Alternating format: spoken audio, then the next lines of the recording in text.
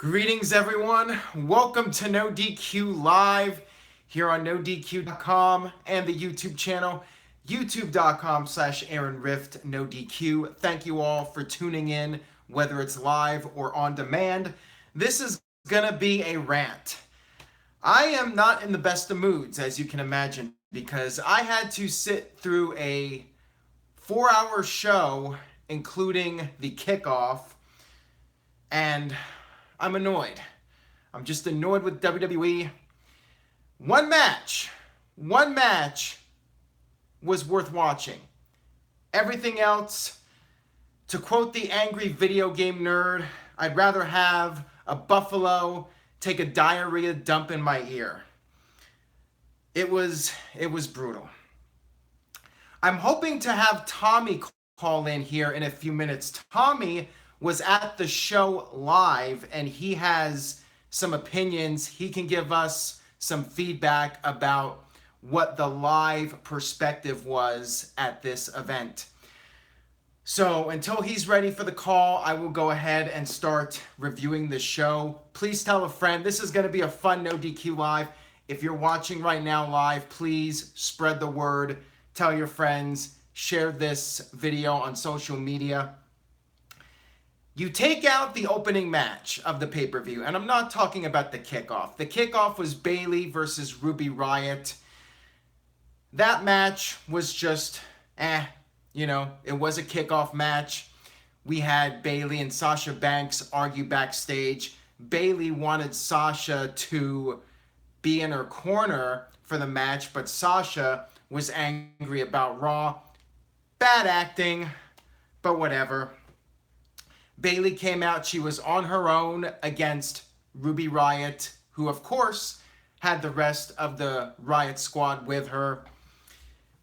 Ruby Riott still has her happy-go-lucky babyface music, which annoys me. That's the first of many things that annoyed me on this show. So if you enjoyed Backlash, you might as well turn off the video now. Jeff Meacham says, awful show, Aaron's mood is warranted. No DQ Virtue says, boo-hoo, Roman's gonna pin you. Kevin says, you are salty, Aaron. I am too. Don't blame you. So, Riott Squad interfered, of course, and Ruby Riott defeated Bayley. No Sasha Banks. Instead of just pulling the trigger on this Bayley-Sasha feud, it's continuing to be dragged out. And we still don't know who the face is, who the heel is, whatever. I don't care.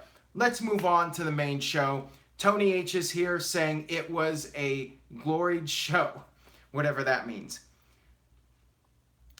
We got somebody in the chat room saying I give it an A. Okay. Gary makes a good point. You always have to look on the bright side. Look at the positives. Gary says it could be worse. Imagine paying $55 for the pay-per-view. That is very true. We only paid $9.99 for this show. As soon as Tommy's ready, I will have him call in. I'm just going to message him real quickly. All right, so the main card kicked off in an awesome way. We had The Miz, of course, speaking of awesomeness, against Seth Rollins. This match was fantastic. Hot match, great IC title match. One of the better opening matches in WWE pay-per-view history as far as I'm concerned. I thought WrestleMania opened very strongly. Same guys with Miz and Seth Rollins and Finn Balor added to the mix in that one. Really fun opening match. Both guys did great. And little interesting note here. So a run sheet leaked online. Somebody took a picture. I guess the run sheet was exposed, which has a list of all the matches in order with the referees and all the producers that were involved in the matches listed. And that sheet got leaked online. So right when the pay-per-view started, if you were following NoDQ.com, you knew pretty much the order of the entire show. Not that it really mattered. It didn't make or break the show knowing which matches were going to go on first. I think if anything, it led to a little bit of intrigue, wondering why certain matches were placed in certain positions. And now that the show is over, I still have no idea. I mean, there was no win situation as far as I'm concerned with the way these matches were booked. I mean, quite frankly, it should have been The Miz and Seth Rollins closing the show. The match was great. I cannot say anything bad about it. I thought it was very well worked from both guys. I wanted to note that it was TJ Wilson that produced the match. A producer is the person that helps put the match together. He produced the match, and he should produce a lot of these matches. TJ Wilson and these guys involved, The Miz, Seth Rollins, everyone did an amazing job. This match was great. I highly recommend checking it out. Everything else on this show, very skippable. I would advise not to give yourself a headache. Just watch the IC title match, Seth Rollins versus The Miz, and everything else. Save yourself the hassle and skip it. But this is a review video. I have to talk about everything. Antonio just left a $2 super chat donation. Seth and Miz both opened the show and main evented. Pretty much, this was the very definition of a one-match pay-per-view. This was the match that really made the show. And even with this match, the rest of the show, I'm not sure what letter grade I'm going with yet. I still have to think about it and get your guys' feedback and go through the rest of the card. So let's go ahead and move on here. Let's talk about the rest of the card. I really hate to say it. I'd like to just end it now, but we gotta do the review here. That's what NoDQ Live is all about. Giving my thoughts on the show. Nia Jax versus Alexa Bliss for the Raw Women's title. It felt like a filler match. I mean, going in, I really did not understand the storyline. Nia already beat Alexa Bliss at WrestleMania. She shut up the bully. So why was this continuing? To me, it really didn't have the impact that the WrestleMania match had. It was basically just repeating the same thing over again. Jonathan Smith with a $2 super chat donation. Peen Sasha versus the penile kick. There you go. Basically, it was Nia Jax beating up Alexa Bliss, tossing her around. Alexa briefly got control of the match. She pushed Nia off the top rope. Nia was going for the Vader bomb, and that's how Alexa gained control for a while. But in the end, Nia came back, hit the Samoan drop, retained the title. After the match, Nia cut a promo, again, saying, you know, she shut the bully up, bullies get their asses kicked, and her win was dedicated to anybody out there that has been bullied, and she encouraged people to be unique and be themselves. The crowd started to turn on her, and I'm not really surprised because this storyline peaked at WrestleMania. When Nia beat Alexa at WrestleMania, she shut up the bully, and that was the story. So just basically repeating the same thing at Backlash, nobody really cared. And of course, they also had to follow Rollins and Miz, so that did not help their cause. Let's move on here. We had Jeff Hardy versus Randy Orton for the United States Championship. Boring match. I mean, it was the epitome of an average match at best. Something you would watch on SmackDown. Nothing to it. Randy Orton felt like an afterthought. Jeff Hardy just beat him after like a 5-10 minute match and never really kicked into high gear. It was just a very standard match. Disappointing. The crowd was not that into it. They were chanting Rusev Day. Unfortunately, Jeff Hardy still doesn't have No More Words, which I think would be good for him. I like that theme song. I do like the classic Hardy's theme, but I think Hardy would be better off with that old song, bringing that back. I have a $2 donation from Aaron Joel. Who did Nia make up? It looked horrible.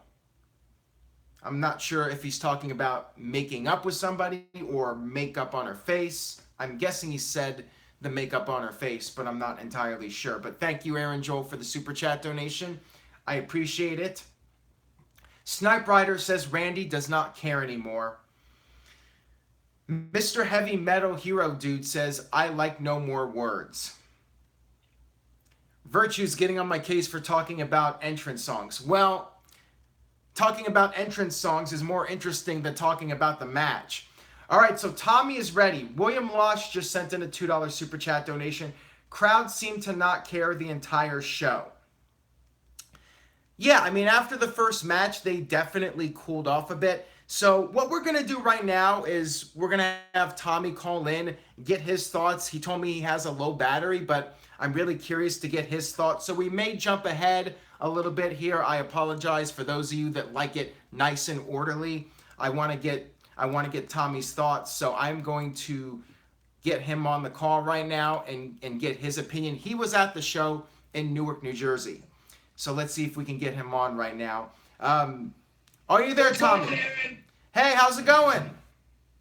It's going great. We just got to the car from Prudential Center. That was a really rough main event. Yeah, I bet. So I'm very curious to get your thoughts on the show. First off, overall thoughts, what letter grade be in there live? I think it was a really good show, mostly from top to bottom. There were some points where I felt like the show died down a little bit. For the most part, I had a really great time with me and my friends who are in the car with me right now. It was an enjoyable show. Well, the internet pretty much hated the show except for the IC title match. So tell us about the IC title match. What was the vibe like in the building and your thoughts on that match overall? I think the IC title match was honestly the match of the night. Everybody was red hot for it. I don't really know how the audio came across on the TV, but everyone was going nuts for it. It was a great vibe in the arena. Everyone had a great time for that match, and it really exhausted the crowd because the matches following it didn't get that much hype for it. Yeah. Especially going into the Daniel Bryan match. I'm surprised he didn't get a bigger pop than he did. Yeah, I mean, I was just talking about that before you called in. It felt like after the IC title match, the crowd was very tight, and there wasn't a lot of crowd interaction for much of the rest of the show. At least that's how it came off on TV, so it sounds like it was like that in the arena as well. So tell me about the Randy Orton versus Jeff Hardy match. I'm trying to go in order here so people don't get on my case too much. How was that match? It felt like the crowd wasn't really invested in that. I did hear a Rusev Day chant during that match. What was that match like watching it in person? Every match had a Rusev Day chant. Rusev is extremely over, especially when he came out tonight. I'm not sure if you covered that yet, but as far as the United States Championship match, it kind of felt like an average match that you would see on SmackDown Live or Monday Night Raw. It wasn't anything special. The crowd wasn't really hot for it. It was just a typical Tuesday night match. All right, now, you told me your battery was a bit low, so just in case I lose you, I would like to get your thoughts on the main event since that has gotten everybody very worked up and angry. So you told me people were leaving during the main event, and I actually saw pictures on Twitter. I saw pictures of lots of empty seats. And the crowd on television, it felt flat. Like when Reigns was making his comebacks, nobody was making noise. You could almost hear a pin drop when Reigns was making his comeback. So what was the vibe like there? Were people leaving, and how were they reacting to Reigns? As soon as everybody found out that AJ Styles and Nakamura wasn't closing, everything from that moment on went downhill. When Roman Reigns and Samoa Joe came out, people started leaving the arena before the bell even rung. There were beat the traffic chants going on. People were chanting, "We want our money back." People were not happy about this. And I sent you a couple videos, and I'll send you some pictures later on, because I made sure to capture all the empty seats at ringside and in our area and areas around the arena. It was getting really empty and really quickly. I don't think WWE could have done anything to make people want to stay for this match because everyone kind of knows Roman's going over. Like you say all the time, it's hard to bet against Roman Reigns. Yeah, so, that's what it felt like. Really supported. Yeah, it felt like when that match was going on, like everybody assumed Reigns was winning and they just didn't care. And when Reigns did win, I heard like a small minor pop from some of the kids. And then when WWE cut to the crowd, like you could see everybody standing up and leaving the building, which I thought was hilarious. Now, let's go back a little bit. The WWE title match, AJ Styles versus Nakamura, which I thought up until the finish was the best match of their series in WWE, but the finish was just something that left a really bad taste in my mouth, and I think a lot of people were unhappy about that. I almost suspected something because when they announced no DQ, no DQ doesn't mean no count out. There can still be countouts and no DQ matches. So I thought in the back of my mind there might be some sort of screwy finish to keep this thing going. So your thoughts on that match? How was the crowd reacting to that match, and how did they react to the finish? The crowd was super hot for this match. They really, really enjoyed this match. I was having a great time. There were some really great spots in that match. Like every match that they've had so far, they've all been really, really great. Coming towards the finish of the match, AJ Styles still hasn't worn a cup, and it just gets frustrating after a while. And it's even more frustrating that WWE continuously bends the rules for these matches. Like we've seen for the Greatest Royal Rumble, Roman's feet hit the floor first. Those are the rules, but they bent the rules. And then tonight with the count out, there's no count outs in no DQ. So the people were really disappointed about that. From that moment on, people were just really unhappy with the rest of the show. How did they react to the segment with Elias and the New Day and Aiden English and No Way Jose? What was the atmosphere like for that? I mean, it felt like a bathroom break segment, but it did seem on television like people were into it. The fans loved it. The fans were eating that up. I really enjoyed it, maybe because I'm in New Jersey and the New Jersey crowd is just way different than a lot of other venues around the United States and around. The people really loved this segment. People were really, really enjoying it. It was very funny live, and people were just really red hot for it. I was really disappointed that he didn't do the WWE Stands for Walk with Elias, because it's always nice being there in that atmosphere for those big lines and those big moments. So that was kind of disappointing, and I know the fans really wanted to say it, and they were kind of anticipating it. But overall, people really liked this segment. It was a lot of fun live. Yeah, I did like how he was standing up and threatening to leave. He would walk away, people would cheer, then he would sit down and people would boo. I thought that was entertaining, but I'm just so tired of the New Day, like when they come out there with the pancakes. But I guess the fans still like them, so WWE will probably keep them as a team for the time being. Now, you did mention very briefly when you first called in Daniel Bryan versus Big Cass. You said the reaction for Bryan was a little bit disappointing. I did hear on television a "We Want Enzo" chant. So can you tell us about that and how the crowd reacted? How was the reaction to the finish? Because I was not expecting Big Cass to tap out, and he tapped out right away as soon as the yes lock got put in. So your thoughts on that match and how the crowd reacted to it? I'm very surprised that New Jersey didn't pop more for Daniel Bryan, because every match could be Daniel Bryan's last match, and it's always something special, so you want to kind of go all out for that kind of reaction. I'm very surprised about that. They were not very excited for this match at all. As far as Big Cass versus Daniel Bryan match itself, Big Cass is obviously being pushed, and it would have benefited him so much to get that win over Daniel Bryan tonight, and didn't really understand the booking behind having him tap out, especially like you said, as quickly as he did. I don't think the fans were really happy with it. Although they're happy to see Daniel Bryan win, I think the match should have gone a little bit longer, and I think Big Cass should have picked up the victory. As far as the Enzo Amore chants, yes, there were a lot of Enzo Amore chants. It was more coming from the upper tier part of the arena than it was from the bottom, but there were definitely a lot of cheers for Enzo Amore. They were doing the "Go Enzo Amore" chants, and "We want Enzo," and people were really wanting Enzo tonight, and that's not going to happen, but it was going on. Yeah, and yeah, I agree with you. I felt like the match itself was quite short. Now, I wanted to talk about the SmackDown Women's Title match real quick here. The crowd seemed very quiet on television. It seemed like they had no interest in it. What was the vibe like? What were people expecting out of this match? And did you expect more yourself from it? Going into the match, I thought Carmella was going to win. I thought she should have won, as unpopular of an opinion as that is. I think Carmella deserves a chance with the championship, especially because Charlotte is so good. She doesn't really need to carry the title at this moment, at least, especially where she's been and where she's at right now. She's coming off a lot of momentum coming out of WrestleMania, so I think Carmella should hold on to it. people weren't really happy with this match. They weren't very excited. The vibe was very quiet. No one was really into it because I think people kind of knew the outcome of the match. As much as people wanted to see Charlotte win, I think everyone was kind of accepting the fact that it's not time for her to take the championship back. I wasn't really a big fan of this match, and my friends, they weren't really a big fan of this match either. It was like a SmackDown women's match. Yes, and by the way, to everyone just tuning in, Tommy is on the line. He was at the show in Newark, New Jersey. He's given a live perspective on the show. Thank you for calling in, Tommy.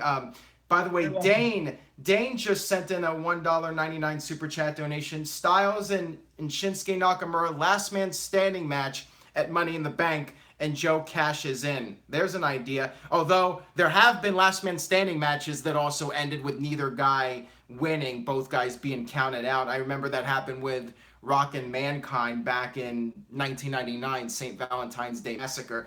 What they need is like just a full-blown street fight or falls count anywhere, something like that, where there must be a winner, that type of match.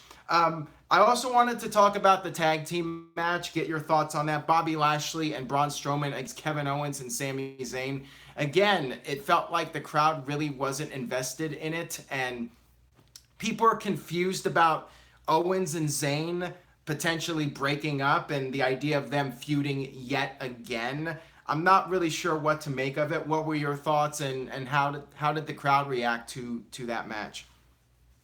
I think any story that doesn't have a big build to it is going to get the reaction that it got, which was complete silence. People weren't digging this match at all. They weren't enjoying it.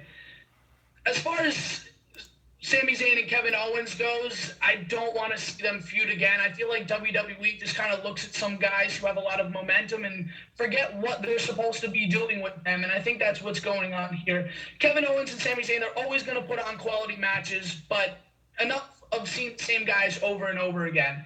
I think these both should either stay as a tag team or go on and do something different. I'm surprised WWE didn't split them up in the brand split. I think that would have benefited them both.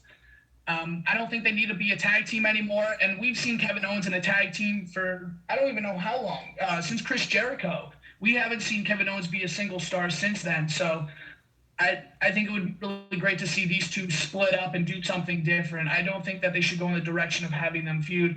The fans weren't into this. As soon as AJ Styles and Nakamura ended and we found out that Roman and Joe were main eventing, no one was into it. The show died down real quickly. It's kind of a disappointing way to leave the show. We're all pretty disappointed. Yeah, and it's too bad because the opening match was awesome. Any other thoughts you have? Any other things you noticed being there in the crowd that you wanted to share with us? I didn't see anything out of the ordinary. There were no DQ beach balls, unfortunately. I was keeping my eye out very closely for those. So New Jersey failed on that tonight, unfortunately. Nothing out of the ordinary. I didn't see anything that would really catch my eye. There's really nothing else that was worthy to cover. I think the show was just an ordinary show. I don't think there was one match that really stood out more than the other besides Styles and Nakamura to the finish and then the Intercontinental Championship match. Yeah, it just felt like nothing really significant happened on this show. If you missed it, other than the IC title match, you really didn't miss a whole lot. I was hoping maybe we would get a heel turn or a title change or some kind of major storyline development, and there really wasn't anything like that on this show. It really just felt like a filler pay-per-view to kill time, basically. I was under the impression that maybe Nakamura would pull up the upset and take champions tonight because Jeff Hardy retained and then Seth Rollins retained. I wasn't expecting like a sweep of title retains tonight. That's what you got. There really wasn't anything big going on in this show tonight, which is kind of disappointing. So, I mean, it is what it is. I think WWE really needs to start changing things up. And some of these matches like Rollins and Miz, it was a giveaway that Rollins was going to retain the championship tonight, being that they're both on separate brands and the title's not going anywhere from Monday Night Raw. But now that Backlash is out of the way, I think we can all look forward to new storylines being developed, which I'm really excited about. Hopefully they hit the nail on the head going into SummerSlam and Money in the Bank, so on and so forth. If I wanted to mention anything, the Usos weren't on tonight. The SmackDown Tag Team Champions, the Bludgeon Brothers, the Raw Tag Team Champions, all these mid-card tag teams, lower card guys, they're not getting the TV time that they should. And especially like... Oh no, I think we lost him. I think his battery must have died, but good thing we got pretty... Oh, wait, you're back. Yeah, sorry. Someone was calling me. My apologies. No problem. It's just really disappointing that all these guys are now losing out on TV time on these pay-per-views because of the dual SmackDown and Raw being on the same pay-per-views. It's really disappointing because I would have loved to have seen Rusev get a match tonight, because if anybody deserves it, it's your tag team champions and your lower card guys for bringing in the top dollar in the crowds, because Rusev he must be selling so much merchandise, and it's really disappointing. I feel for these guys. The champion should always be on the show. I agree on that. Michael Blake sent in a $2 donation. My fandom is at an all-time low. We deserve better. And I think he summed that up nicely. I'm hoping Money in the Bank is better. I will be there in Chicago for that. It should be, considering it's been hyped up as one of the big five now, and there's been more of an emphasis on that pay-per-view with the Money in the Bank matches. We'll see how things go. Plus NXT, which is something I'm looking forward to personally. I just feel those pay-per-views are almost a surefire, guaranteed hit. With the main roster pay-per-views, it's often a mixed bag, and you really don't know what you're going to get. I mean, usually you're guaranteed good quality matches, but the storylines are very dicey in terms of what you're going to get. And tonight was no exception. Very questionable decision-making. A lot of people not happy. But thank you very much, Tommy, for calling in. Anything you would like to plug or promote? You guys can follow me on Instagram at Tommy McGrogan, as well as add me on Facebook. Same thing. I just wanted to give a huge shout out to the Toad that runs the show, Kyle. He is the man, and it's coming straight from his #1 fan. He's the best, and for everyone in the chat who says that it's Kyle's account, it's not, it's me. So Kyle, big shout out to you. You're the #1. And I could see him on video, by the way, so I can confirm it. Kyle actually has a fan. It's not a fake account. Real person here calling in. Thank you so much, Tommy. I appreciate it. So you're welcome. Thank you so much for having me. I really appreciate it. It was an honor. Yeah, thank you so much again, and you have a great night. You too. Thank you so much. All right, take it easy. Bye-bye. All right, so that was Tommy calling in. I will make sure I post a link to his page so you guys can follow him and check out his page. There were a few other things I wanted to add about the pay-per-view. AJ Styles did get busted open. Nakamura introduced a steel chair in the match. He went for the Kinshasa.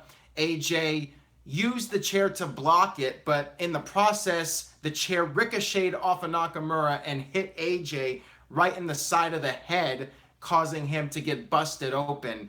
And I had to. I know some people say the joke is played out, but I had to go on Twitter and write, "This must mean the Attitude Era is back." I had to do it. That made the match a little more entertaining. Blood can always do that. It can add a sense of realism to the match, but still. Ending, I thought, was extremely disappointing. Really bad decision, especially after the Greatest Royal Rumble. You do it not once, but twice where you don't have a winner? Come on now, guys. And AJ was still not wearing a cup. That is what just gets my blood boiling. It grinds my gears. Why? AJ Styles is a babyface. He's an intelligent, world-class athlete. You know what your enemy's attack is. Do something about it. Somebody on Twitter said, well, even if you get kicked in the balls with a cup, it still hurts. Fine, but maybe, just maybe, AJ could have gone up at the count of 9. This guy with a $2 super chat donation, WWE title belt needs to be the main event again.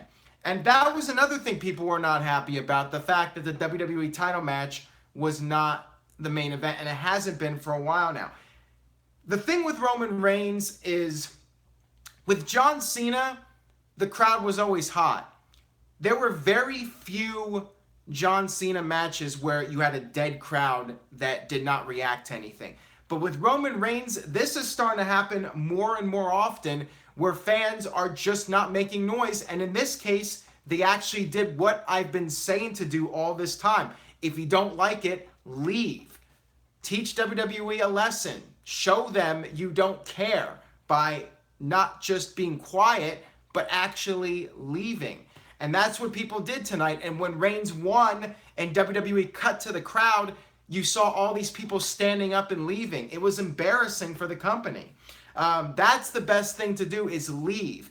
Roman Reigns in an empty arena is something WWE cannot edit. They cannot Photoshop it. Maybe 10, 15 years from now, they'll have that technology to Photoshop, CGI, insert fans. But this is something they cannot edit with crowd pops or whatever. That is what you need to do. If you don't like Roman Reigns, if you don't like the direction, leave during Reigns' match. That is the best thing to do at this point. Either that or just don't give WWE your money in the first place. But I know there's a lot of people, if you're a WWE fan, that you like and you want to support, so I get it. So just walk out on Reigns. That's the best thing. Jeff Meacham is calling in, so let's hear from Jeff. All right. So we have Jeff Meacham calling in. Jeff, how's it going? My NoDQ boss always said WWE's like a box of chocolates. Never know what you're going to get. Exactly. So sum it up. Your thoughts on this show? You said it perfectly, boss. Then the first match, it was like, it was what it was. What are you trying to say? I want to tell Aaron something. Well, we have Dylan. Why call here? Dylan's trying to hijack my video here, I see. Right. Much like the crowd tried to hijack the show with Enzo Chance. What was that about? Isn't that awful? All right, so let me get your letter grade for this show. Where do you rank it? This is very much like I said in the chat room. Very much like WrestleMania 13. You take out Brett versus Austin, it's very much a C show. So I'll give it a C plus. That I think is quite generous, in my opinion. See, I've been thinking about this, and this guy, by the way, sent in a $2 super chat donation. Please give Bobby Lashley something great to do in WWE. I agree on that. So I was thinking about my letter grade. See, I love the opening match. That was great. That was pay-per-view quality. Everything else was mediocre, in my opinion. So I hate to say this with the opening match being so good, but I feel like this is a D plus show. I think it's below average. Below average without with the match. It's a D plus. If you take out that match, it's like a D minus. It's barely passing. I kind of go with Virtue in that I think we're very, very hard on the company because we had so much good stuff for so long that we almost it's almost an expectation to have greatness. And the thing, to quote Jeff Meacham, here's the thing, we had a lot of years where, Hogan was ruling the roost, and yeah, business was good money-wise, but the product was awful. And people seem to think, okay, well, we can have Stone Cold Steve Austin and The Rock. And the thing is, everybody was on the roster at the same time. Austin, Rock, Triple H, Mick Foley, Undertaker, all those guys were at the same time. You're not going to have 6, 7, 8 superstars to be the guys at the same time. It's not the way business is anymore. Yeah. I feel like AJ needed a cup. How hard is that? How difficult is that to have your babyface WWE champion who's supposed to be an intelligent man? I know. All he needs to do is wear a cup, and that's how you foil your enemy. You spoil his evil plan. You know what the enemy's attack is. So right. How hard is it to...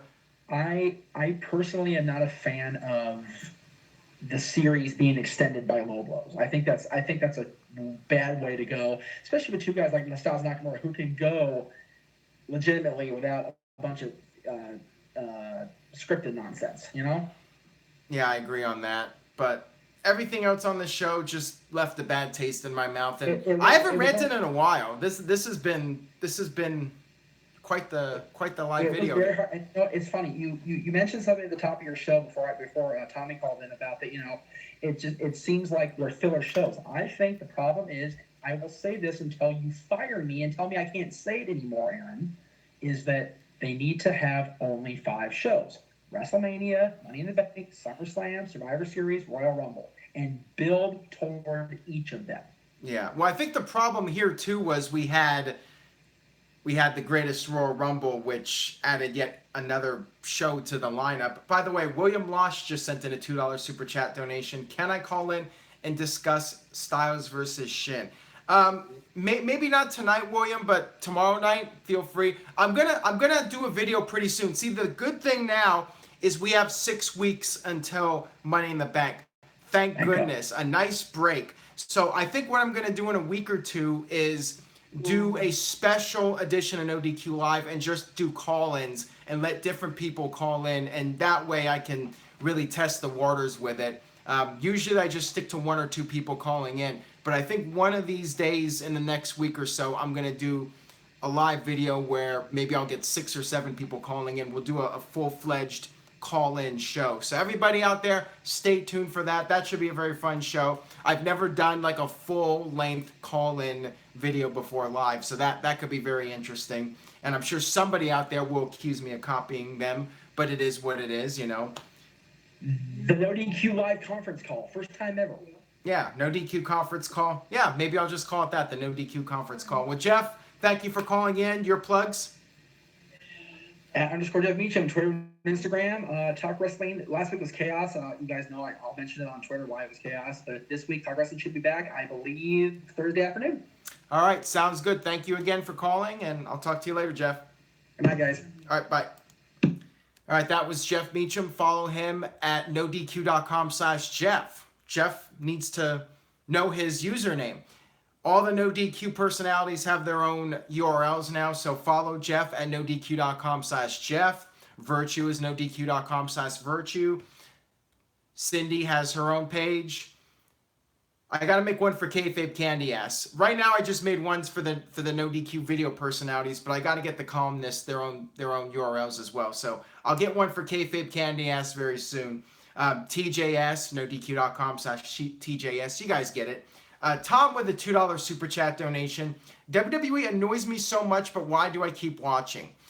That is the $1 million question. I think for me personally, this is my job for one, but I've had so much investment in WWE all these years that it's hard to give up on something you're passionate about.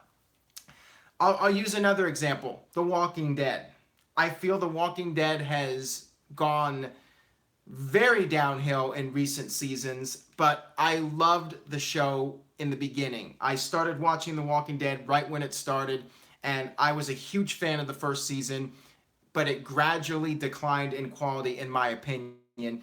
Yet I still watch it. I don't know why I cannot stop watching it, but I've had so much time and energy invested in it that I keep wanting it to be good, so I keep tuning in. And I think Fear the Walking Dead's a better show, but that's a basic example, and I think the same thing applies to WWE. I think for a lot of us, we're very passionate about it, and we expect more, and we tune in hoping that we'll see something great, and we feel like WWE as a company is not giving us the best show possible. They're phoning it in.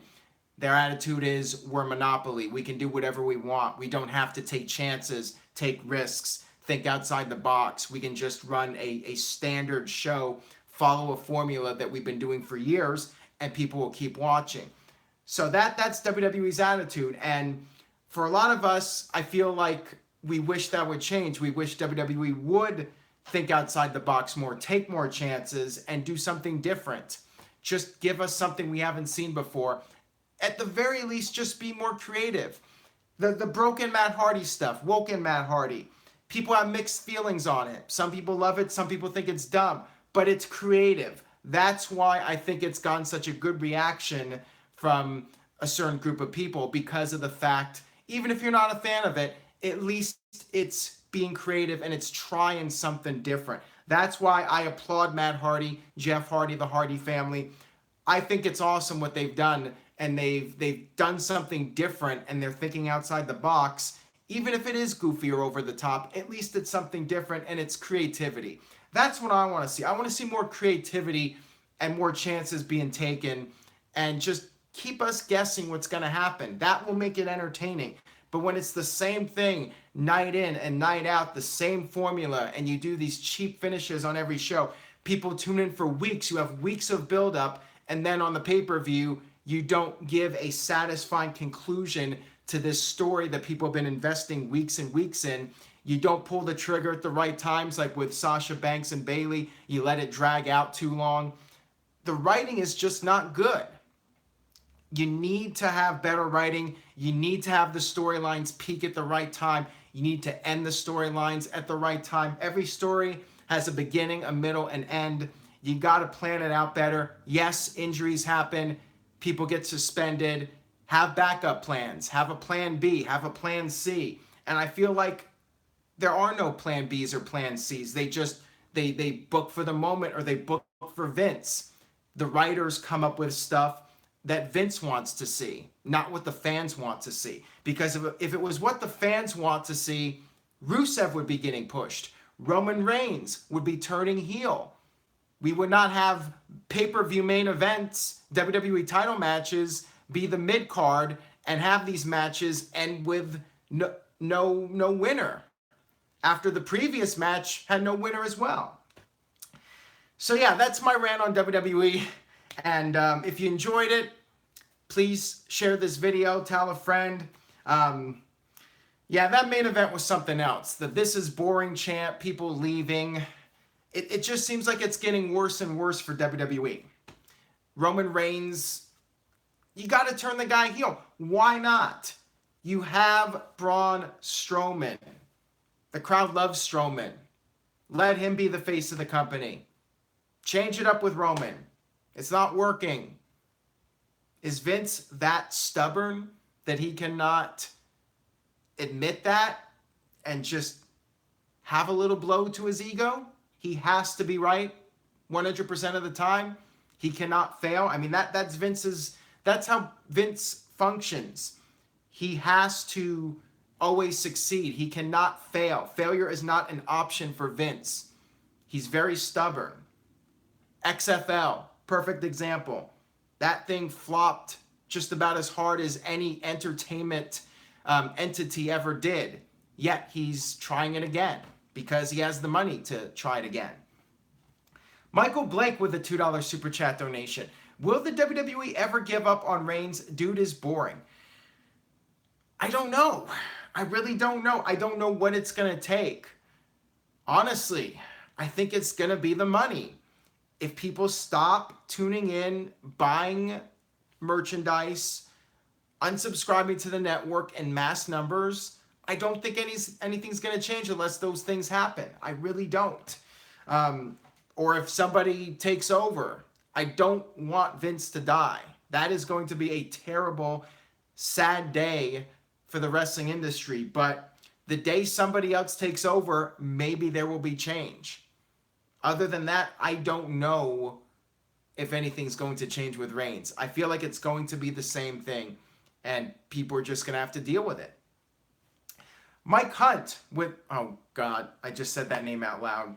Add that to that reel that nobody's made yet, which shocks me because people like to make fun of me on Twitter or whatnot, and nobody's made like a highlight reel of all the goofy things I've said on video. Maybe that's good then. I'll just pretend that never happened.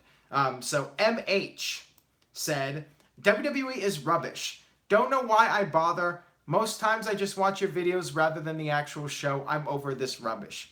Well, thank you for the super chat donation, and I appreciate you tuning in. I appreciate everybody tuning in, by the way. We've had over 400 live viewers for most of this video, which is awesome. I really do appreciate it. I hope you guys enjoyed the review. I said I was going to rant, and I think I gave a good rant here. I had a lot to say, and I don't know where WWE goes from here other than just business as usual. We can all complain. Some of us enjoy it, some of us don't. I really don't. Believe it or not, I'd rather praise a show than complain about a show. It gives me a headache when I have to complain a show, and I have this positive attitude about my life, and I don't like negativity. So I really don't like to be down on something. I want to look for the good in things. And with this show, there wasn't much. I'm just being real here. The opening pay-per-view match, Rollins, Miz, that was a winner.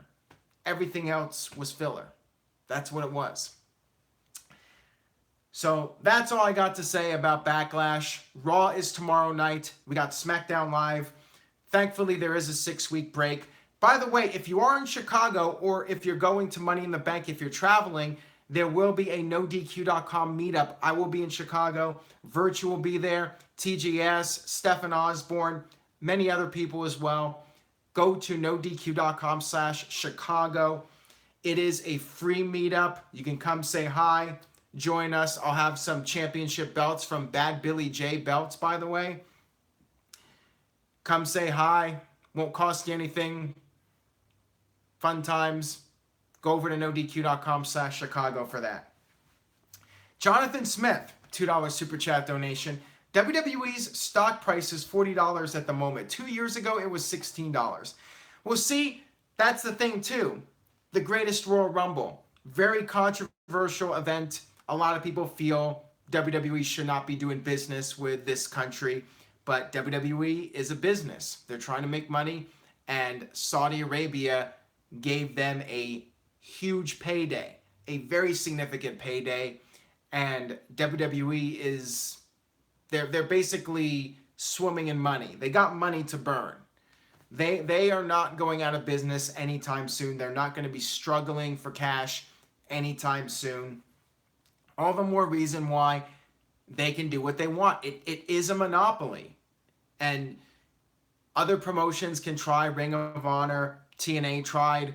New Japan's trying to break into the United States. But New Japan, they're struggling. They only sold about 3,000 tickets for their show at the Cow Palace. Now, this is coming 3 months after a show in Long Beach, California.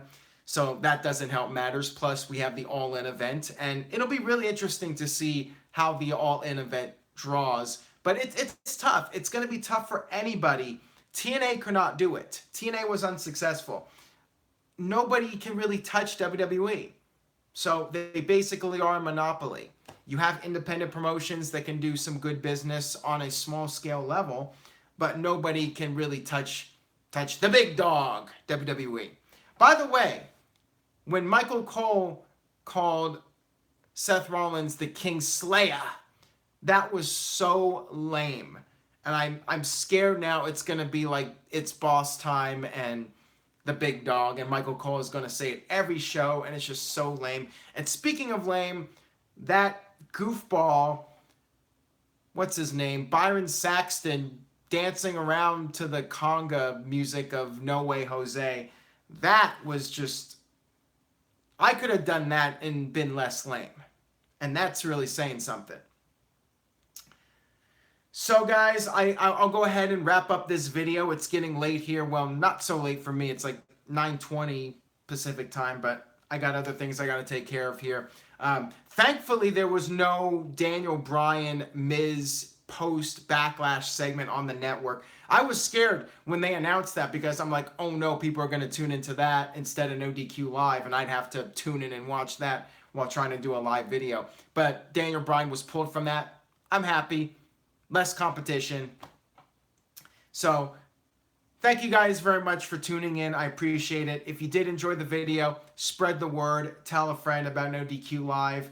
I will go ahead and close out this video. NoDQ.com for the very latest post-Backlash news and rumors. And I will see you guys tomorrow night for another edition of NoDQ Live with my Raw review. See you guys then.